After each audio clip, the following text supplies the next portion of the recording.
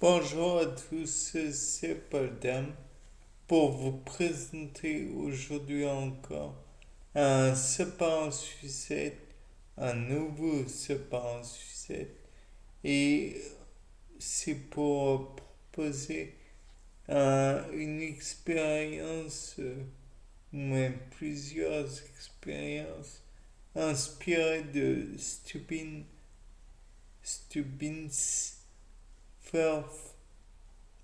Je prononce très mal forcément. Firth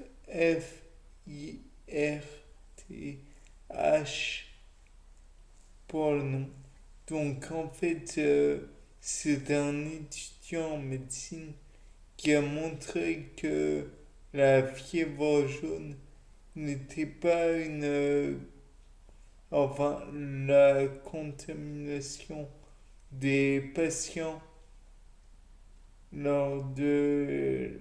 Enfin, quand il y avait une contamination des patients, ce n'était pas à cause de fluide qu'ils produisaient, c'était bien le, la contamination via des moustiques. Ce qui pourrait faire, je pense, de la fièvre jaune un arbovirus, peut-être. Peut-être je dis bien, puisque ça veut dire arthropode borne virus. Donc le fait est que dans son expérience, Stubbins a employé le vomi des patients, s'en est étalé sur tout le corps, s'en est étalé sur des plaies qu'il avait produit lui-même sur son corps. Il en avait ingéré, il en avait humé et pas inhumé. Les vapeurs après l'avoir fait bouillir et en avoir mis donc les vapeurs, c'est assez peu plaisant à envisager tout cela.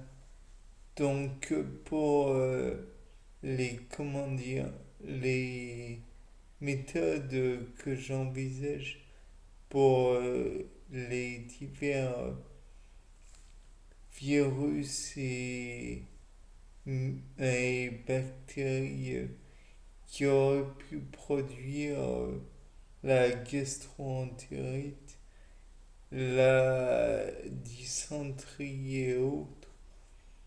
J'imaginais qu'on pourrait mettre les facteurs de violence bien, bien coupés par CRISPR-Cas9 dans des plasmides. Donc je vous rappelle que finalement le plasmide, on insère via des facteurs de restriction. Une intégrase va prendre en charge le, comment dire, le gène en question, l'insérer bien comme il faut dans le plasmide que l'on aura correctement ouvert via les facteurs de restriction. Puis on va comment dire, les intégrer comme il faut. Puis on retirera les intégrases, les facteurs de restriction et on insérera par la suite via des micro-injections les divers plasmides que l'on aura produits dans comment dire, des cobayes, des souris de laboratoire. Mais ce sont des êtres vivants, donc peut-être pourrait-on essayer de faire les divers, toutes les manipulations même que j'ai prévues auparavant via informatique. Peut-être que l'on pourrait en déduire les principes, ou alors faut-il véritablement passer par les êtres vivants, ces pauvres êtres vivants qui n'ont d'ailleurs rien demandé à personne. Enfin bref. De plus, pour insérer le plasmide, je prévois que l'on pourrait éventuellement chercher à le mettre dans Saccharomyces cerevisiae. Donc avec le pourcentage d'erreur, parce que Saccharomyces va peut-être rejeter le plasmide en question, celui-ci ne lui apportant pas beaucoup d'avantages. Or, le plasmide devra être avec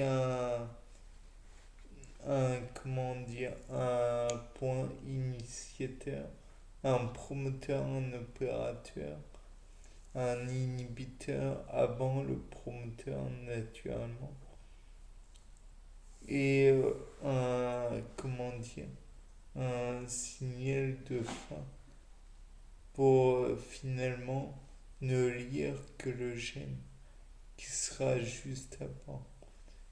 Celui-ci pourrait produire les différents effets. Peut-être va-t-il engendrer une production massive de déchets et donc engendrer aussi la déshydratation de Saccharomyces cerevisiae, puisque l'un des problèmes comment dire, des diarrhées aqueuses, c'est que ça déshydrate le corps. Peut-être que cela va engendrer le principe en question et produire des cellules Saccharomyces en question qui sera déshydratée ou peut-être pas. Tout dépendra de comment elle va réagir.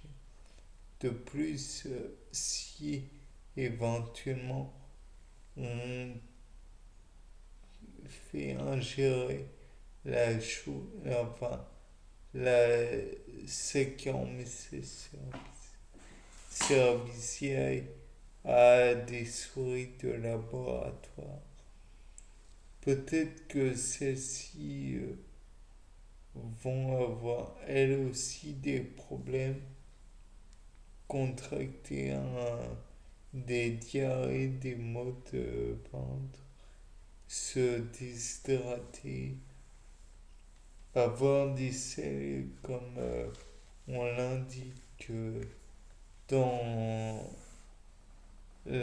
comment dire, l'échelle de Bristol au niveau 6 et 7, à savoir diarrhée aqueuse. Bien, je pense que je ne peux pas aller plus loin.